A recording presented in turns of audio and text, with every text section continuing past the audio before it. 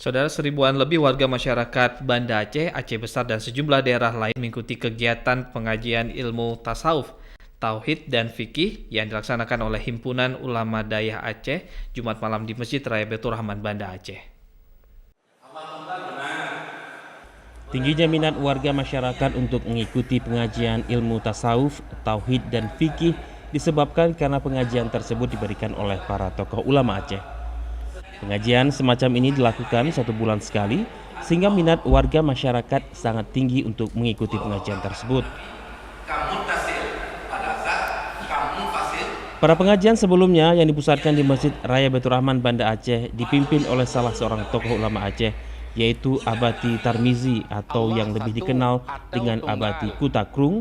Pada kesempatan tersebut, Abati Tarmizi mengupas secara mendalam tentang ilmu tauhid, yaitu keesaan Allah Subhanahu wa Ta'ala.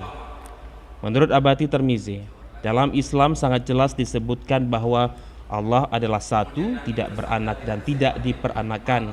Ketauhidan ini sangat penting dipahami oleh umat Islam sebagai dasar akidah Islam.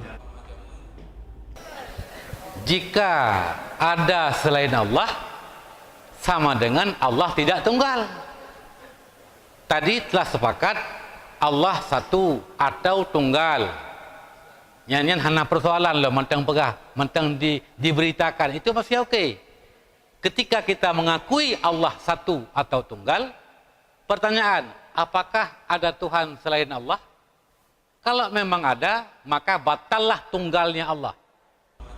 Pada pengajian ilmu tasawuf, tauhid, dan fikih ini, sang guru Abati Tarmizi juga memberikan kesempatan yang luas kepada para peserta pengajian untuk melakukan tanya jawab sehingga mereka dapat memahami apa yang telah dipaparkan dengan jelas dan detail.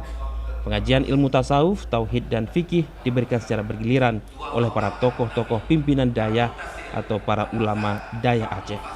Tim Liputan TVRI melaporkan.